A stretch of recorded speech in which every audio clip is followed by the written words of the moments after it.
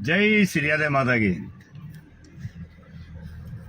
अन्याय के खिलाफ विशेष लड़ाई लड़ने के लिए विशेष तैयारी की जरूरत है और आज मैंने वो पूरी तैयारी कर ली है। वो तैयारी करके बिस्तर वगैरह, तकिया वगैरह, जो कुछ भी सामान चाहिए था, कुछ मैंने लिया, कुछ मैं जोधपुर से खरीदारी करूंगा। मैं कुछ कहना चाहता हूं दोस्तों आपसे। मान लीजिए अगर कहीं कोई मीटिंग होती है और हम लोग वहां नहीं उपस्थित हो पाते या प्रचार नहीं कर पाते उस मीटिंग का, तो बड़ा लांछन लगाते हैं वे लोग और जोर जोर से कुत्तों की तरह चिल्लाते हैं, ओ उस संगठन ने हमारा साथ नहीं दिया, नारायण जी ने हमारा प्रचार नहीं किया और हमारे मीटिंग के बारे में एक शब्द तक नहीं बोला।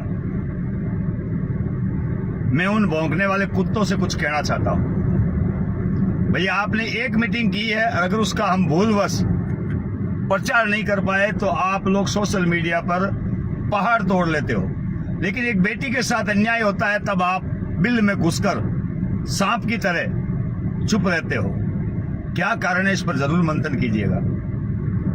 मीटिंग का प्रचार करना उतना जरूरी नहीं है जितना एक बेटी के लिए लड़ना जरूरी है, मरना जरूरी है, बेटी के लिए साथ रहना जरूरी है, बेटी के लिए कुछ करना जरूरी है। मैं आज जोधपुर के प्रजापति भाइयों से कुछ बातें करना चाहता हूं। ये तो बातें हो गई एक मीटिंग के बारे में, लेकिन मैं धरातल पे कुछ कर रहे हैं उनसे बातें। रायका बाग के पास में कलेक्ट्री चौराया है, बस स्टैंड के ठीक पास में है। रायका बाग रेलवे स्टेशन के ठीक पास में है और मुझे उम्मीद भी नहीं, मैं किसी से पैसा नहीं मांग रहा हूं, ना कोई और मांग रहा हूं। मैं सिर्फ इतनी सी रिक्वेस्ट कर रहा हूं। कल हमारा वहां धरना है, सुबह 10 बजे मैं कलेक्ट्री ऑफिस पहुंचूंगा, पीड़िता मेरे साथ पहुंचेगी और 10 लोग हम लोग मुश्किल से होंगे जोधपुर के लोकल, 10 और 3 13 लोग हम लोग वहां पहुंचेंगे। 10 लोग हमें केवल धरने पर बिठाकर अपने अपने घर चले जाएंगे। हम 3 लोग धरने पर बैठेंगे, मैं, पीड़िता और पीड़िता की एक छोटी सी बच्चा 2 महीने का। हम 3 लोग धरने पर बैठेंगे। ये निश्चितकालीन वो धरना होगा और धरना भी क्यों दिया जा रहा है मैं आपको बताऊं। आप सबको याद होगा 70 लोगों पर FIR दर्ज हुई थी, पुलिस ने रिटर्न ले ली है। एडिशनल SP साहब का तबादला हो गया। जाते जाते एडिशनल SP ने बाड़मेर की रैली को देखकर पहले मुझे एक पर FIR दर्ज की थी, अब उन्होंने 70 लोगों पर वापस FIR दर्ज कर ली है। श्वेता मोटो जिसे हम लोग कहते हैं, यानी वो बदला लेने की उनकी जो कोशिश है सरदारपुरा पुलिस की, वो उस पर काम करने लग गई है। सरदारपुरा पुलिस ने मौके की जो घोषणा की गई थी, जिसका वीडियो भी मेरे पास है, SHO का भी है, एडिशनल SP का भी है। SP ने जाते जाते अपनी खुन्नस निकाली है और SHO ने भी अपनी खुन्नस निकाली है और उसने जाते जाते हम लोगों पर पुनः FIR दर्ज की है।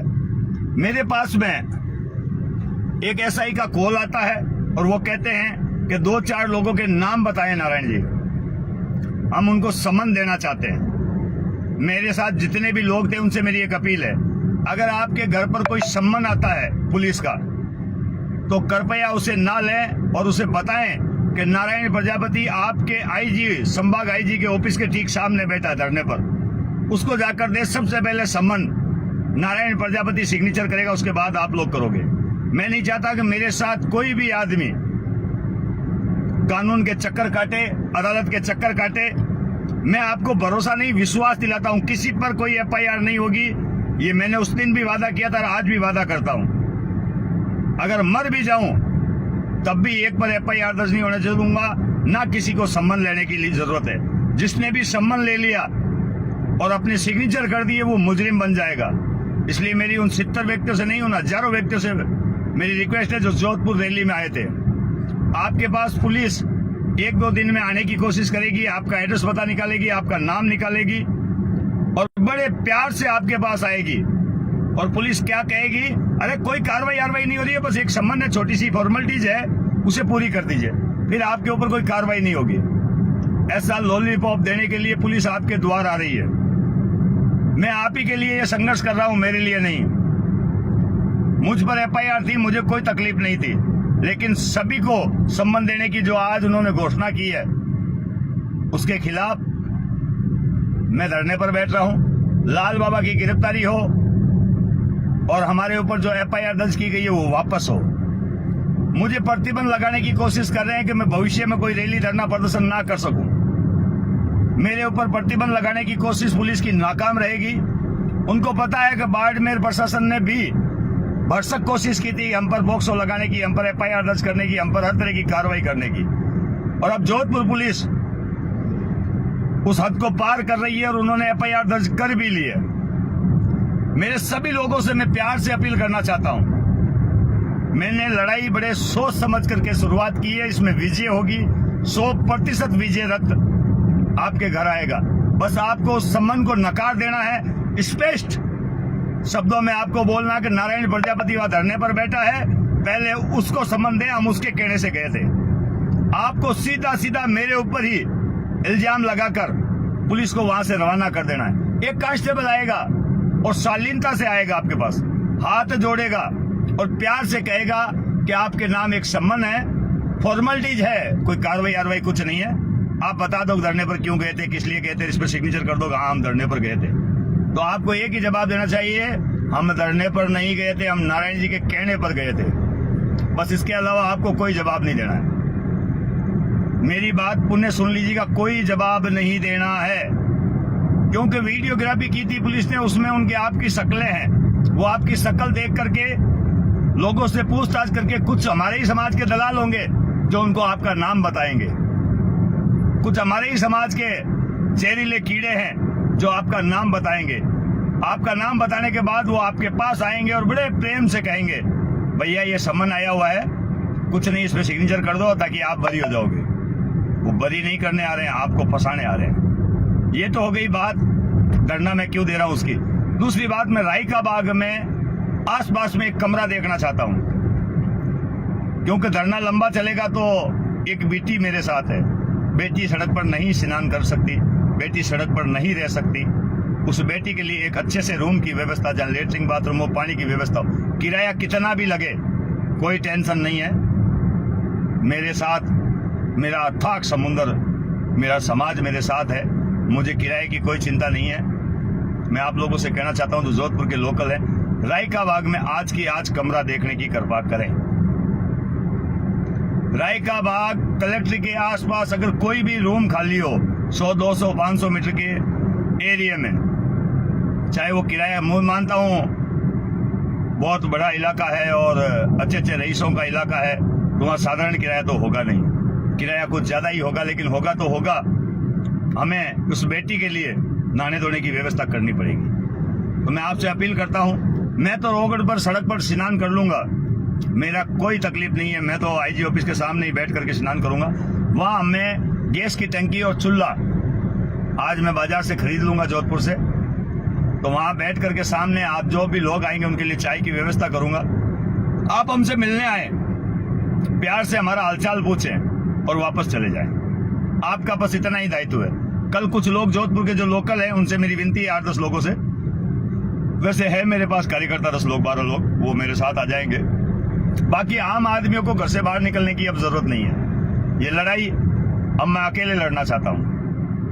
बस आपका मुझे इतना सा सपोर्ट चाहिए, जब भी कोई पुलिस का आला अधिकारी आप लोगों के पास आए और पूछे आपसे कि वो वहां धरना दे रहा है, वो नारायण प्रजापति, उसके आप साथ हो कि नहीं हो, तब आपको इतना ही कहना चाहिए, उसकी एक आवाज निकलते ही हम सब लोग IG ऑफिस का घेराव करेंगे।